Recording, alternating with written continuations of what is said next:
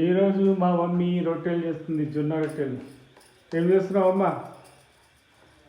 చేస్తున్నా జొన్న రొట్టెలు. జొన్న రొట్టెలు ఎట్లా చేస్తారు? ఇట్లా చేస్తారు చూడు.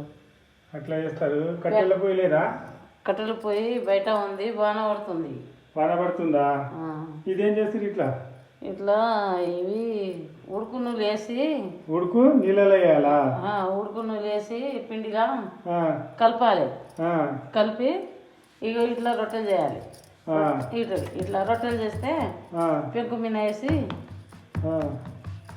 తీయాలి. కాలిపోతుంది, మరి ఏం చేస్తుంది? పని చేసి చేసి అలసిపోయినా నేను. పని చేసి అలసిపోతే నేనేమో ఇప్పుడు వచ్చినావు కదా, మా కొడుకు వచ్చిండని ఈ రొట్టెలు ఇలా చేస్తున్నా. లావు చేస్తున్నావు మరి ఏం చేయాలి? నేను అలసిపోయినా అంటున్నా కదా. వరి చేనులో పని చేసి బాగా నేను అలసిపోతున్నా, అందుకొరకు ఈ రొట్టెలు చేస్తున్నా నీకోసం. మేము తీసేసి తిన్నాము, నుండి వస్తే కొడుకు కోసం రొట్టెలు చేస్తున్నా. ఇట్లా చేయాలి రొట్టెలు. ఎవరు లేరు, నాకు కోడలు లేరు, కొడుకులు ఉన్నారు కానీ కోడలు ఎవరు లేరు. చేయనీకే బిడ్డలు కూడా లేరు. ఎడిపోయారు వాళ్ళంతా పనిలో ఉన్నారా? అన్ని పనిలో ఉన్నారు, ఏం పని చేస్తలేరు వాళ్ళు.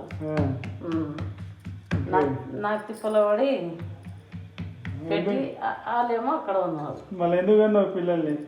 ఏం చేయాలి? దేవుడు ఇచ్చిండు కన్నా. దేవుడు ఎట్లా ఇచ్చిండు? దేవుడు ఇస్తే నేను కన్నా, దేవుడు ఇవ్వకపోతే నేను ఇట్లా కంటా. దేవుడు ఎడికెళ్ళి ఇచ్చిండు?